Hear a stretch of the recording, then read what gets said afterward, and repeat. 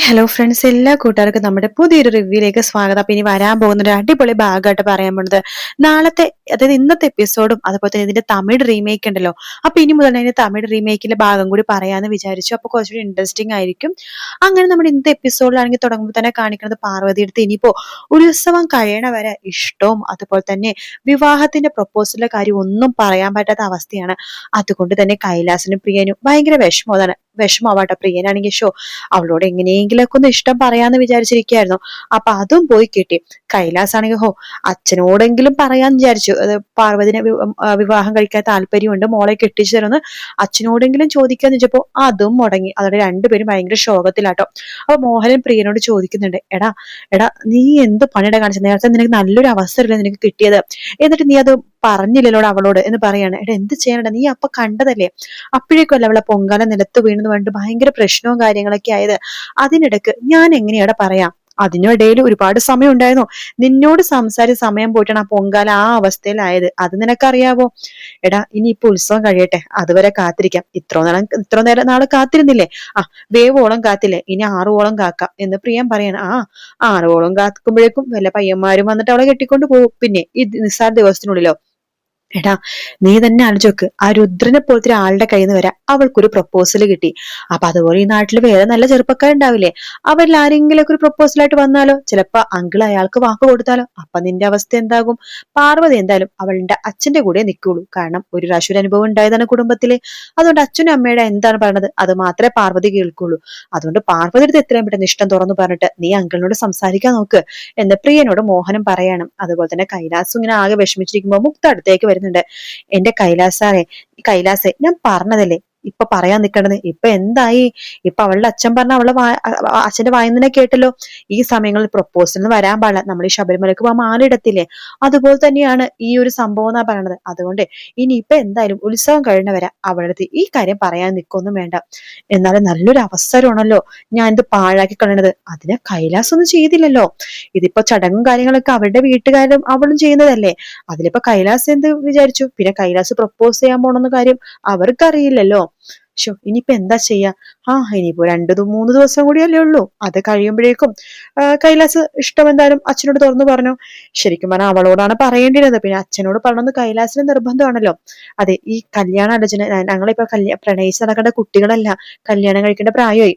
അതുകൊണ്ട് പ്രണയിച്ചെടുക്കുന്ന പിള്ളേരാണെങ്കിൽ ശരി, ഞാൻ അവൾക്ക് ഓപ്പൺ ആയിട്ട് പറഞ്ഞേ എനിക്ക് നിന്നെ ഇഷ്ടമാണെന്ന്.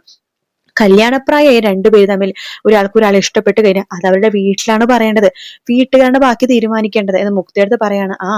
എന്നാ എന്താ ചെയ്തു എന്ന് പറയണം. അങ്ങനെ നമ്മുടെ കലശവും കാര്യങ്ങളൊക്കെ പാർവതി എടുക്കുന്നുണ്ട്. വീട്ടിൽ ഭയങ്കര സന്തോഷമാവാട്ടോ. അതുപോലെ തന്നെ ഇവിടെ ആ ഒരു വീട്ടിലെ കുടുംബത്തിൽ ആ ഒരു പ്രശ്നങ്ങളൊക്കെ ഒഴിഞ്ഞു പോകുന്നുണ്ട് ഏറെ കുറെയൊക്കെ.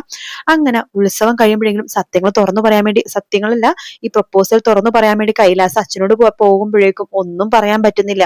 സെയിം തന്നെയാണ് പ്രിയനും ഇതുപോലെ തന്നെ പറയാൻ വേണ്ടി പലവട്ടം നോക്കുന്നുണ്ടെങ്കിലും അതൊന്നും തന്നെ നടക്കുന്നില്ല. ആകെ രണ്ടുപേർക്കും വട്ടുപിടിച്ചിരിക്കാട്ടോ. ഒന്നും സംഭവിക്കാണ്ട് രണ്ടുപേരും അങ്ങോട്ട് പോകുകയാണ്. പിന്നീട് ഇനിയിപ്പോ നാളത്തെ എപ്പിസോഡിൽ ഇത്രയൊക്കെ തന്നെ ഉണ്ടാവുള്ളൂ. ഇന്ന് പ്രൊമോ വന്നില്ല, അതുകൊണ്ടാണ് എപ്പിസോഡ് ഇത്രയും ഞാൻ പറഞ്ഞത് കേട്ടോ. പക്ഷേ ഞാൻ ഇനി പറയാൻ പോണത് തമിഴിലെ റീമേക്ക് ആണ്, ഒറിജിനൽ ഭാഗം തന്നെയാട്ടോ പറയുന്നത്. അപ്പൊ ഇതിന് തമിഴിൽ എങ്ങനെയാന്ന് വെച്ച് കഴിഞ്ഞാല് നമ്മുടെ കൈലാസ് പാർവതിനെ പ്രപ്പോസ് ചെയ്യാം, വീട്ടിൽ പോയി പറയാന്നൊക്കെ വിചാരിച്ചിരിക്കുന്ന ഒരു സമയം ഈ സമയം തന്നെയാണ്. ആ സമയത്താണ് പാർവതിക്ക് ഇടക്കിടക്ക് തലകറക്കവും ഛർദിയൊക്കെ വരുന്നുണ്ട്. അപ്പൊ പാർവതിക്ക് ഇങ്ങനെ തന്നെ തോന്നുന്നുണ്ട്, ഇത് എന്താ ഇങ്ങനെയൊക്കെ സംഭവിക്കുന്നത്, എനിക്കിനി വലിയ മാരക അസുഖമുണ്ടോ എന്നൊക്കെയാണ് പാർവതി ചിന്തിക്കുന്നത്. കാരണം പാർവതിയുടെ ഉള്ളിൽ നടന്ന സംഭവങ്ങളൊന്നും പാർവതിക്ക് അറിയില്ലല്ലോ. പാർവതിയുടെ വിചാരം തനിക്കൊന്ന് വലിയ അസുഖമാണെന്നൊക്കെ വിചാരം കേട്ടോ. അന്ന് കമ്പനിയിൽ നിന്ന് പോണ സമയത്ത് പാർവതിക്ക് നല്ല തലകറക്കം വരുന്നുണ്ടായിരുന്നു. പാർവതി ഒറ്റ കണ്ണന്ന് തിരിച്ച് ഹോസ്റ്റലിലേക്ക് പോയി കേട്ടോ. അന്ന് ഭയങ്കര ഇടിവെട്ടും മഴയൊക്കെ ആയിരുന്നു. റോഡ് മൊത്തം വെള്ളമായിരുന്നു. പാർവതി ഇങ്ങനെ നടന്നു പോണ സമയത്ത് റോട്ടിൽ ഇങ്ങനെ കുഴിയും, അതായത് വെള്ളം പോയിട്ടുള്ള കുഴിയും കാര്യങ്ങളൊക്കെ തന്നെ ഉണ്ട് കേട്ടോ. പക്ഷെ പാർവതി ഇങ്ങനെ നടന്നു പോകുമ്പോഴേക്കും ഒരു കുഴി, അതായത് അത് മൂടി വെച്ചേക്കുന്ന കുഴിയാണ്. അപ്പൊ പാർവതി നല്ല ആര് പോയി തട്ടിയാലും അത് വീണു പോകും. പാർവതി ഇങ്ങനെ നടന്നു പോകുമ്പോഴേക്കും ആ കുഴിയിലേക്ക് കാലെടുത്ത് വെച്ചിട്ട് പാർവതി കുഴീൻ്റെ ഉള്ളിലേക്ക് പോവാണ്. അപ്പൊ അത് അവിടെ ആൾക്കാരൊക്കെ കാണുന്നുണ്ട്. അപ്പൊ കൈലാസും കാണുന്നുണ്ട്. അപ്പൊ കൈലാസ് വേഗം പോയിട്ട് പാർവതിനെ ഇങ്ങനെ പിടിച്ചെഴുന്നേൽപ്പിക്കുന്നുണ്ട്. അപ്പൊ കുറെ നാട്ടുകാർ വന്നിട്ട് അവരെല്ലാരും കൂടി സഹായിച്ചിട്ട് പാർവതിനെ പൊക്കിയെടുക്കാണ്. അപ്പോഴേക്കും പാർവതിയുടെ ബോധം പോയിട്ടുണ്ടാവും കേട്ടോ. അങ്ങനെ പാർവതിനെ പിടിച്ചുകൊണ്ട് നമ്മുടെ കൈലാസ് ഹോസ്പിറ്റലിലേക്ക് പോകുന്നുണ്ട്. ഹോസ്പിറ്റലിൽ പോകുമ്പോഴേക്കും ഡോക്ടർ ഇങ്ങനെ ചെക്ക് ചെയ്യട്ടെ എന്നൊക്കെ പറഞ്ഞിട്ട് പാർവതിനെ ഇങ്ങനെ ചെക്ക് ചെയ്യാണ്. പിന്നീടാണ് ഡോക്ടർക്ക് ആ സത്യം മനസ്സിലാവേണ്ടത്. വേറൊന്നുമല്ല, ഈ കുട്ടി കുഴിയിൽ വീണിട്ട് ബോധം പോയതല്ല, ആ കുട്ടി പ്രഗ്നന്റ് ആയതുകൊണ്ട് തലകറക്കം വന്നിട്ട് സംഭവിച്ചതാണ്. അപ്പൊ ഡോക്ടർ ഇങ്ങനെ ഫുൾ ഇങ്ങനെ പരിശോധിക്കുമ്പോൾ പ്രഗ്നന്റ് ആണ്, അത് ഒന്നും രണ്ടും മാസം ഒന്നല്ല, 3 മാസം കൂടുതലായിട്ട് പ്രഗ്നന്റ് ആയിട്ടിരിക്കുകയാണെന്ന് മനസ്സിലാവാണ് ഡോക്ടർക്ക്. അപ്പൊ ഡോക്ടർ ഇങ്ങനെ മിണ്ടാതെ ഇങ്ങനെ പരിശോധന കണ്ടിട്ട് ഇപ്പുറത്ത് നിൽക്കുക. അപ്പൊ കൈലാസിന് പരിചയമുള്ള ഡോക്ടറാട്ടോ.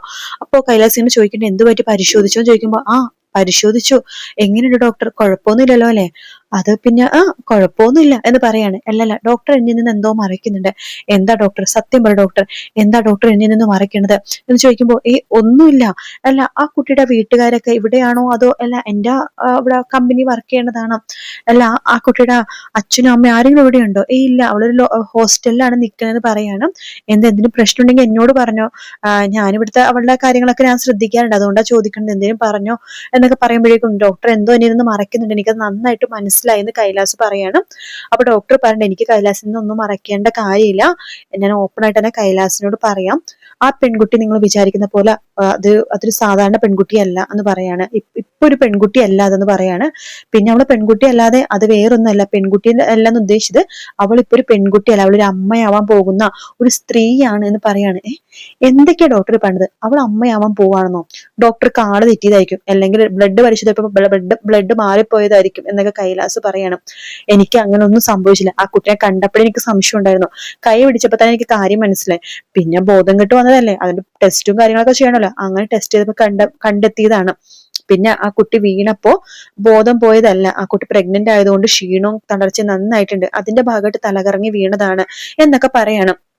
കൈലാസ് പണ്ഡിത് ഒരിക്കലും സംഭവിക്കില്ല, അങ്ങനെയൊന്നും സംഭവിക്കില്ല, തെറ്റ് പറ്റിയതെന്ന് പറയുമ്പോൾ എനിക്കറിയാം കൈലാസ് ഇങ്ങനെ പറയുന്നു, അതോടെ ഞാൻ ഒന്നുകൂടി ചെക്ക് ചെയ്തു, ഇത് 100% ഉറപ്പാണ്, അഥവാ എന്നെ വിശ്വാസമില്ലെങ്കിൽ കൈലാസ് വേറെ ഏതെങ്കിലും ഹോസ്പിറ്റലിൽ പോയി കാണിച്ചോ, എനിക്കൊരു കുഴപ്പമില്ലെന്ന് പറഞ്ഞ. പക്ഷെ അവരും ഇതന്നെ പറയുള്ളൂ, 3.5 മാസം ഗർഭിണിയാണെന്ന് അവരും പറയുള്ളൂ എന്ന് പറയാണ്. കൈലാസ് അങ്ങ് തകർന്നു പോകാട്ടോ. അതേസമയം മുക്തക്ക് ഒരു സമാധാനം ഇല്ല കേട്ടോ, കാരണം കൈലാസ് നമ്മുടെ പാർവതിനെ കൊണ്ട് ഹോസ്പിറ്റലിൽ പോയി എന്ന് പറഞ്ഞപ്പോ മുക്തക്ക് മനസ്സിലായി, ഹോസ്പിറ്റലിൽ പോയി ചെക്ക് ചെയ്തതിന് പാർവതി പ്രഗ്നന്റ് ആണെന്ന് അറിയുന്നു. അപ്പൊ മുക്തിയാണെങ്കിൽ കയ്യും കാലിന് വിറച്ചിങ്ങനെ ഇരിക്കുക, ടീച്ചറാ ഇന്നത്തോടെ എല്ലാം അറിയും, അവള് പ്രഗ്നന്റ് ആണെന്ന് അവരറിയും, അറിഞ്ഞു കഴിഞ്ഞാൽ ആ കുഞ്ഞിന്റെ അച്ഛനാണെന്ന് ആരാന്നായിരിക്കും പിന്നീട് അന്വേഷിക്കാൻ പോണത്.